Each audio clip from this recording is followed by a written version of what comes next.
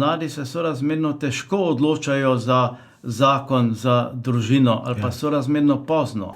Imam občutek, da je sodobni svet in človek prežet predvsem z levo polovico možganov, s tem načinom razmišljanja.